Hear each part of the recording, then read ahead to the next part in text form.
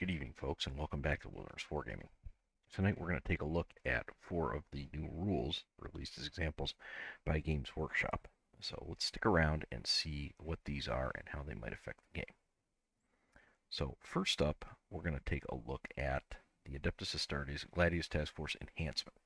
So evidently, enhancements, which seem to me all be like relics and may also be like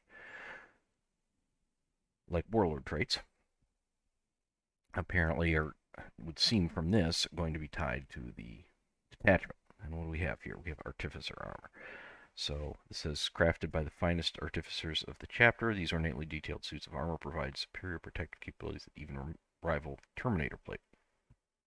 All who set eyes upon the wearer know that an honored champion of the Imperium stands before them. Okay, so this is going to give you a save characteristic 2+ and a feel no pain of 5+. So this looks like, I guess it's going to be some kind of armor that is not Terminator armor, but provides Terminator-like protection. You could put this on a captain, assuming the captain keeps the 4-up invuln from the Iron Halo, which I think he will, because there seems to be a goal of increasing durability overall. So that seems like something you might do with it. It wouldn't be particularly spectacular in 9th edition, but this is nothing especially special or concerning or exciting, but it does seem like it might be a solid way to keep one of your characters alive a little bit longer. Now, next up, we're going to go to Armor of Contempt, which apparently is now going to be a stratagem and is also going to be tied to the Gladius Task Force. So now Games Workshop has said there's going to be universal stratagems everyone can use, and then there's also Armor of Contempt, which is a task force one. Now, this one, it looks like this is one of those interrupts that they talked about, and you use it when your opponent selected his target. You select something that's been targeted, and you worsen all their armor penetration by 1. So this is not bad. This is kind of similar to current stratagems that reduce hit rolls by 1 or something like that. Again, nothing particularly outlandish going on here. This could be pretty useful. Now, what I will be interested to see with this one, with the previous one, is if these are specific only to the Gladius Task Force, or if some of them are useful in more than one of the Space Marine detachment types. As I understand that there's going to be different forces you can take.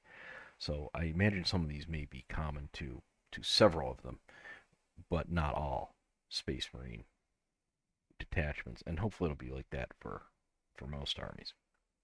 Now, I really don't want to be playing my Salamanders or Gladius Task Force, but now next up is from the Tyranids, the other big one in this edition. Looks like this is going to be a detachment rule. So this is Tyranids Invasion Fleet. I wonder if Invasion Fleet is the type of the detachment. Hyper adaptations. You have 3 things you can pick from here. Every warrior organism in the Tyranid race is fashioned by the ineffable alien will of the hive mind. Their flesh and chitinous endlessly mutable unto whatever form prove most lethal to the prey. At the start of the first battle round, select one of the following hyper adaptations to be active for Tyranids units from your army until the end of the battle.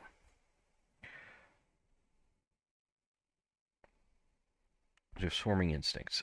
Okay, so this one does something called sustained hits. Infantry or swarm units, so it must be designed for dealing with larger numbers of opponents. I don't know what sustained hit's going to do. Hyper aggression. This one is the other way around. This is for monsters or vehicles, and it gives lethal hits. And then the last one is for targeting characters, and this gives them something called precision. I don't think we know what any of those do yet, but you can pick which of these you'd like to go for. So, I mean, in some cases, this pick will be obvious. For example, you're dealing with, say, guard. You can probably pick infantry or vehicles, depending on what they have more of, because their characters aren't super dangerous. But if you're playing against maybe custodians, you might want to go more for characters, because some of their characters are just incredibly dangerous. And it looks like this is army-wide as well. This is something that you're going to just have. And then finally, last, Adeptus Astartes, Army Rule Oath of Moment. So this looks like it's going to pertain to all Space Marines all the time. Oh, if your army faction's emphasis start is at the start of your command phase, select one unit from your opponent's army until the next start of your next command phase. Each time a model from your army with this ability makes an attack that targets the enemy unit, you can reroll the hit roll and you can reroll the wound roll. Okay, so this is going to be something all Space Marines have all the time. It is not limited to Terminators or anything like that. Almost seems a little bit like the grudge tokens that the Votan have in terms of something you could just place on an enemy. I know they have a way that their warlord can just do that, except you're going to do this all the time. And it's not tied to any one of your units. You can just basically pick an enemy target and say, yeah, screw that guy in particular. If this were an army rule in 9th edition, this would just be absolutely bonkers, just over the top dangerous. It would just, oh my lord. But I don't know how deadly it will be with the increased durability, decreased lethality that seems to be in the offing for 10th edition. But I have seen a lot of banter back and forth about it. Some people seem to be very alarmed about it. Other people are very much saying, hey, look, we don't know the context of the rest of the rules. We have seen very, very little of what this is going to consist of. There's a lot left that we need to know before we can get alarmed about this or decide if it's good or not so good. I don't think it will be bad. I mean, I don't see any way that full rerolls could possibly be bad.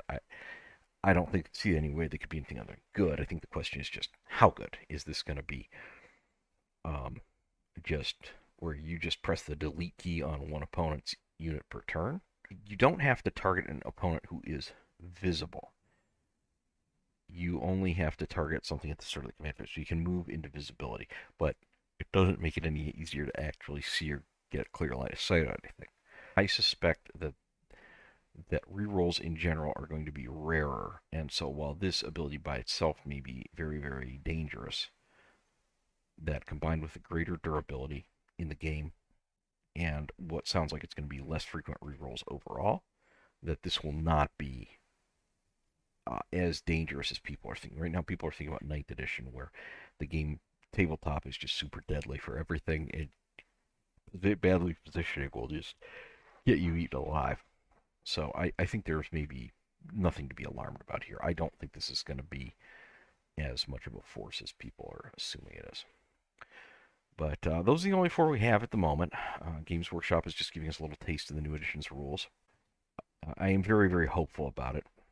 I have seen some talk on codexes and what that's going to be. I may do a video shortly on codexes because I have my own suspicions about what that's going to consist of. But either way, thank you for watching. Like, subscribe, comment down below, and click the notifications bell. And we'll see you back here for more content from Wilderness Wargaming very soon. Bye-bye.